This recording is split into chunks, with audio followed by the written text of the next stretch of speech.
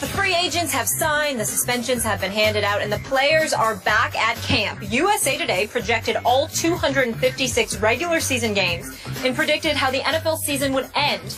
USA Today Sports is predicting rematches in both the AFC and NFC championship games, with the Colts beating the Patriots and the Packers beating the Seahawks because they'll have home field advantage this season.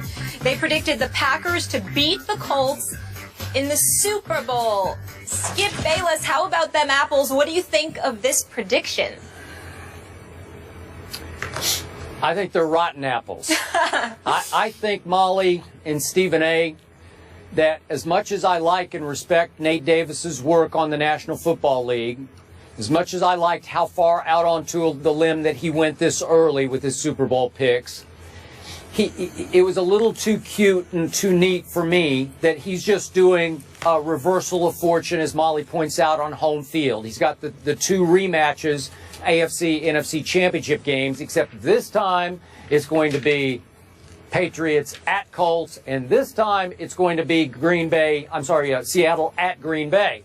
So this time Green Bay advances, and this time Indy advances. It's just a little too neat and cubbyhole for me, and I disagree with that on a couple of counts.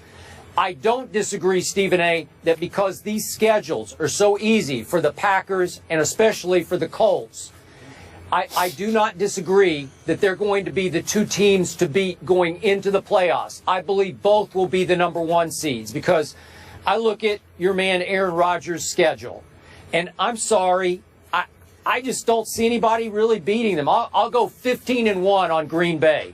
Maybe they lose at Denver. I don't know. Maybe it'd be a little dicey at Arizona on December 27th. I don't know. They do get Dallas up there again. I've told you before, I believe Dallas will get revenge. I'm not sure which game it's going to be, but if I have to pick a game, I'm picking that Dallas is going to get revenge in a playoff game at Green Bay, because as we all know, that was a catch. And you want to talk about momentum and motivation to get even by getting back to Lambeau Field and righting that wrong. This is the year I believe Dallas will do just that by winning the NFC East and winding up. Who knows how it'll play out in the playoffs, but let's say it's the NFC Championship game this time at Lambeau Field. I believe that Tony Romo to Dez Bryant will ultimately beat Aaron Rodgers in his house. And on the other side of the bracket, I look at the Colts and I say, man, what an easy schedule. They'll cakewalk through their division. They do open at Buffalo, which could be a little dicey maybe. They have to go to Pittsburgh later. They have to go to Miami. Okay, maybe they lose a couple of games, but they're going to go 15-2. So they're going to have home field advantage. So let's say they do have the AFC Championship game at home. I'm on record as saying this is going to be another year that is going to belong to Tom Brady. He is going to be on a revenge mission, a vengeance mission, just like 2007. This will be the year. Let's say that the suspension gets upheld in court. I don't know what's going to happen. Obviously, I'd like to see it completely erased. But let's say Brady misses the first 4 games. You want to talk about coming back with a vengeance? I'm already on record. They'd go, 1-3 in the first 4 games, and then they would go on an incredible roll, finish losing only 1 more game. And I believe that even if they have to go to Indy, where they have owned the Colts there also, as we saw in that Sunday night game, they play their Sunday night again this year, I believe that Tom Brady would beat Andrew Luck head-to-head. I don't care whether it's at Foxborough or in Indianapolis. I believe Tom Brady is going back to the Super Bowl. Thanks in part to Roger Goodell for really, really punching him right in the mouth here and jump-starting a repeat year for the New England Patriots. So I've still got New England, Dallas in the Super Bowl. Well, you could believe that. I'm no surprise. No surprise there, being that you're just addicted to your people, and that's fine. I I see Seattle going to the Super Bowl. I've been on the record saying that, although we reserve the right to change our mind.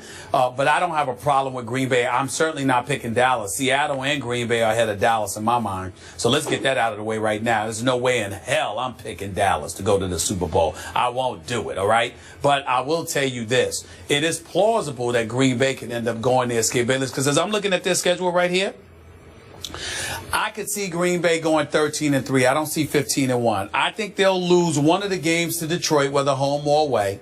I think they'll lose at Denver. And I think that they might lose at Arizona the second to last game of the season. So I look at it from that perspective. I can see them going 13-3. Now, should 13-3 be good enough to get home field advantage? I can see Green Bay beating Seattle at Lambeau Field, although I reserve the right to wait to see when that happens, if that happens, to decide who I would pick to win that game. But conceivably, Green Bay could win that game, okay, because then you take into the revenge factor for the NFC Championship game. So I got that in the NFC. When I think about the AFC, I know you're thinking about your New England Patriots because you're thinking about Tom Brady. Think about how fired up they are. I get all of that. I understand. And maybe Jonas Gray is going to help Tom Brady out of that backfield. Maybe Gronkowski will stay healthy. Maybe Amendola and Julian Edelman will be able to stay in the games throughout the season instead of one or the other suffering from concussions. I understand all of that. But I also look at the fact that Ridley and Vereen are gone, both to New York teams, respectively, the Jets and the Giants. Then I look at on the defensive side of the ball, Wolford, gone. Revis, gone. Browner, gone. Arrington, gone. And I just look at their defense, and I think that they're a bit decimated. So they've got to start over. Now, is that going to be enough to prevent them from getting to the postseason? I don't think so, because they do have Tom Brady. But will it be enough to prevent them from going back to the Super Bowl after having to go on the road instead of being in Foxborough? I think that's entirely possible. I think that Indianapolis could end up getting the #1 overall seed in the AFC, rather. And I think that they would have home field advantage. And I think that could secure them a trip to the Super Bowl, or at least a victory over New England, who's beaten them by an average of 29 points in their 4 meetings over the last 3 years, who's averaged about 47 points in that span. I mean, I look at New England, and they have just had their way with Indianapolis to such a degree, just shellacking and beating them down, that I think that Indianapolis is tired of getting beat up on. I don't think Frank Gore is going to stand for it. I don't think Andre Johnson is going to team with T.Y. Hilton and those boys to allow it. And I think that the defense will elevate at least to a respectable status, to the point where they'll be able to maintain competitiveness and put the offense in a position to win the game for them. Pittsburgh and teams like that, or teams, to me, it's not even about Denver. I think about the 3 formidable threats to New England being Indianapolis, Pittsburgh, and Baltimore.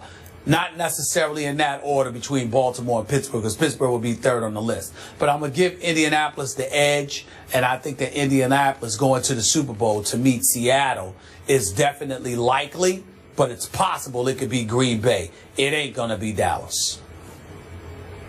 So the fact that Nate Davis did pick Green Bay to not only get to, but to win the Super Bowl, didn't that tug on your heartstrings a little bit and make you second-guess your Seattle pick, Mr. Aaron Rodgers fan that you are? It didn't make me second-guess it, because I got to wait to see what Green Bay does during the regular season to get home field advantage.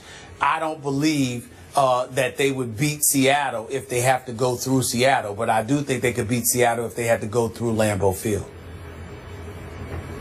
Final point. Nate Davis made one fatal mistake. He picked my Dallas Cowboys to finish 8-8 out of the playoffs.